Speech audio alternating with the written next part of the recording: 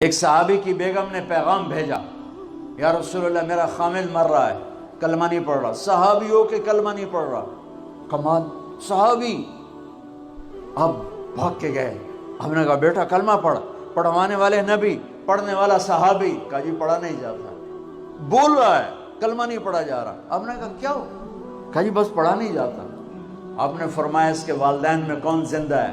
کہا جی ماں زندہ ہے۔ تو آپ نے کہا اس کی ماں کو بلاؤ، وہ ماں آ گئی۔ آپ نے فرمایا علقمہ کی ماں تو بیٹے سے ناراض تو نہیں؟ کہا جی میں ناراض ہوں۔ کہا تجھے کیا ناراضگی ہے؟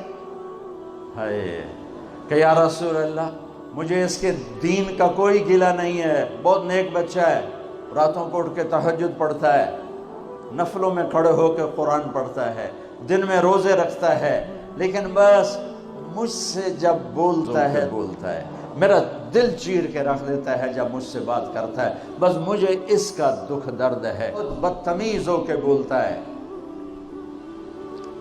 آپ نے فرمایا معاف کرو گی؟ کہ جی نہیں چاہتا۔ آپ نے فرمایا میں آگ لگاؤں تو سفارش کرو گی؟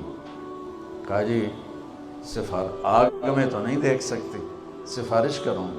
آپ نے فرمایا اگر تو نے معاف نہ کیا تو یہ مرتے ہی اللہ کی آگ میں جلے گا، یہ سیدھا اللہ کی آگ میں جائے گا، سفارش کرتی ہو، معاف کرتے ہو؟ کہا جی میں اب معاف کرتی ہوں۔ آپ نے کہا بیٹا لا الہ الا اللہ کہے۔ اس نے کہا لا الہ الا اللہ اور جان نکل گئی۔